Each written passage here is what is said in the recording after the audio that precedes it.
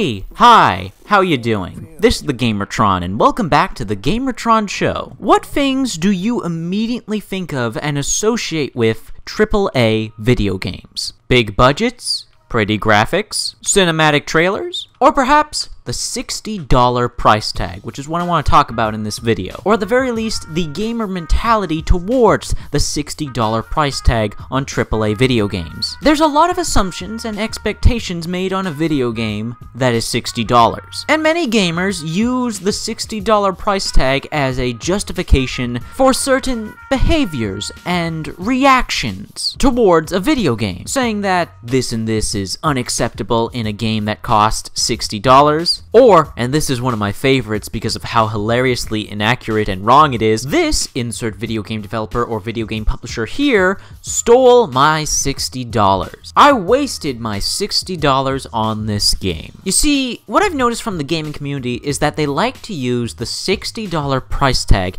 as a justification or as some sort of ammunition in their argument that a video game sucks, that it's bad, that a video game developer sucks, that they're bad, that a video game publisher sucks, that they're bad. If a video game doesn't live up to expectations, if a video game isn't a piece de resistance masterpiece after paying full price on release, then this is an outrage.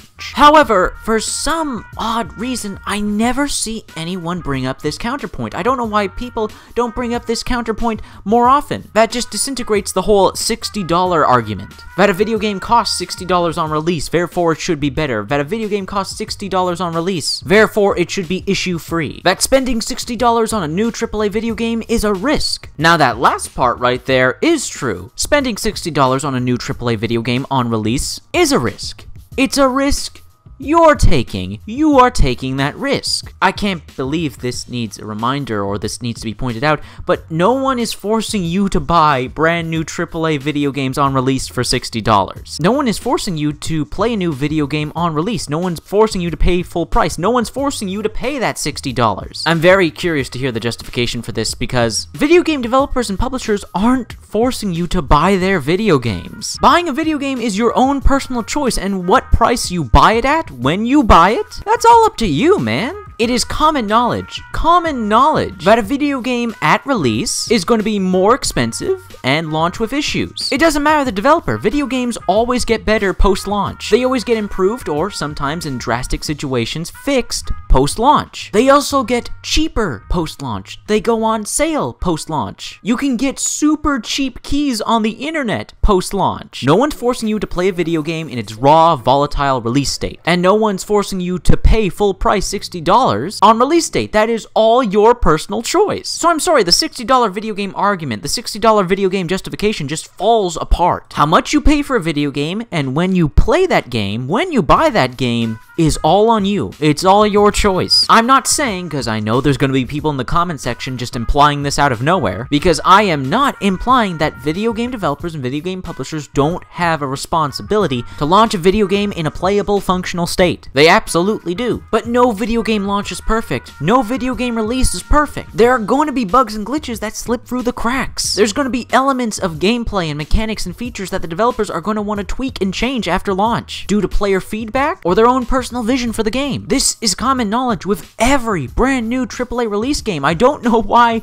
this isn't acknowledged, why this isn't thought of, and why it disintegrates the $60 argument. The $60 justification for negative or toxic gamer behavior. Okay, you paid $60 for a video game. That was your choice. You were not forced to. It doesn't give you the right, it doesn't give you a justification to act like an asshole, to insult or even threaten the developers. You played $60 for a video game. Good for you. That doesn't mean you get special treatment. You are not warranted to free content. You are not warranted to the game being altered or updated and patched and changed to your liking. No one forced you to buy the game at launch at full price. That was your own personal decision. And now you have to live with it. I honestly feel more responsibility needs to be put on consumers. While the companies certainly have a part to play and they have their own responsibilities, you cannot blame other individuals for your actions. Okay, you just bought and played a game at full price on release date and you don't like it. Ask yourself, did you do any research about the game beforehand? Did you buy the game out of excitement, out of emotion? Did you buy it because of a trailer? Did you buy it because of gameplay? Why did you you buy the game? Why did you decide to buy it at full price on release date? I know it's a cliche, but check yourself before you wreck yourself. Ever stop to think that you're blaming the video game industry for your own personal poor buying habits? Over the past several years, I've been buying video games. I haven't been disappointed with a single purchase, outside of one. And that one purchase I was unhappy with was because I did barely any research on the game and I paid the price for it. And I ended up refunding the game, and that game was Elite Dangerous. I had no idea the game would be as complicated, as complex, as hardcore, as difficult as it was. I assumed flying a spaceship would be easy. Turns out the game has really complex controls. I was not ready for it. I didn't enjoy it. Thank God I was able to get a refund for the game. The game was not for me, not the experience I was looking for. Meanwhile, with video games like Evolve, Battleborn, For Honor, I pre-ordered each and every one of those games, and I was not disappointed with the pre-order. I was not disappointed with the purchase. I was not disappointed with the money I spent on those games because I did my research. I researched every aspect of the game. How many game modes? What are the specs of the game? What can I expect in terms of future content? Just every single detail I could find about the games. And once I was satisfied, was sure that these are the games I wanted to play, that I knew I would enjoy them, I bought the games. I pre-ordered them, full price, played them on release day, and I was not disappointed. Still play all 3 of those games to this day. Meanwhile, we have another group of gamers that are upset and angry at all 3 of those games because they pre-ordered, they paid full price, they got it released, and they were pissed off because it's not the game they wanted to play, it was not the game they were looking for. They perhaps watched a trailer or two, made assumptions of what the game would be, what it would contain, and then decided it's a bad video game. It's a bad video game because it doesn't appeal to me. It's not the game I wanted to play.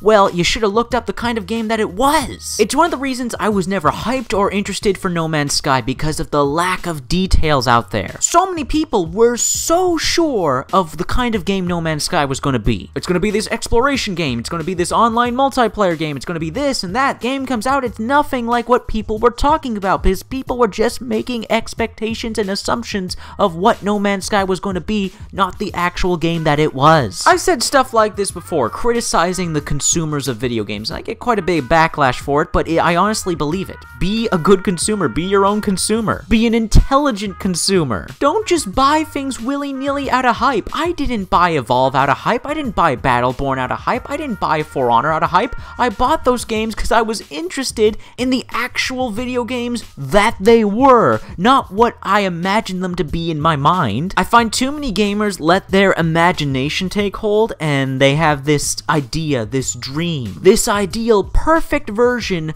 of the video game they saw in that trailer. And instead of doing research on what the game actually is, what's actually going to be in the game, they end up buying something totally based off assumptions. And then you end up blaming the developers, the creators of the product that you bought, for making a product you don't like. Maybe, just maybe, you should have done some research to see if the product was actually for you, if it actually suited your tastes and preferences. There's nothing inherently wrong with pre-ordering video games. There's nothing inherently wrong with buying video games at full price. There's nothing inherently wrong about getting a game at launch on release date. There's nothing wrong with these things, as long as you do your research into what you're buying. And hell, if you're still not comfortable with all of the information that's out there about a game right now before launch, wait till after launch, wait till after the release date. Watch reviews, watch Let's Plays, watch walkthroughs of new video games to be sure if you want to buy them or not, to be sure if they're for you or not. I was very dismissive of certain video games until I saw gameplay and watched reviews of them. Different experiences are worth different amounts of money to certain people, and I'm okay with paying full price for a video game and supporting the developer with that money if it's a type of experience that I am interested in, that I will enjoy. And if I'm still on the fence about a video game even after the reviews have come out, even after I've watched Let's Plays and walkthroughs,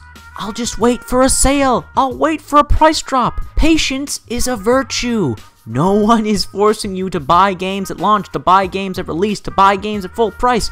You can wait. You can wait till after launch. You can wait a few weeks, a few months. Wait for a price drop. Wait for a sale. Paying that $60 for a AAA video game at launch is your choice. It's your choice. It's your money. If you feel like you've thrown away your money on a new video game, that's that's on you. That's not on the developers. That's not on the publishers. You should have done your research. That goes for if you're checking out a new IP, a sequel to a new game, or jumping into a whole different video game genre. Be a smart consumer. Do your research. I know I'm being repetitive here, but there's a point to it. I hear the $60 argument from gamers over and over and over again that use the $60 price tag of video games at launch as an excuse to bitch and put blame on others when the blame is solely their own. It is your choice whether or not to buy a video game. It is your choice on how much you spend on that video game. It is your choice when you play that game. No one is forcing you to buy video games. Nobody is forcing you to buy video games at $60.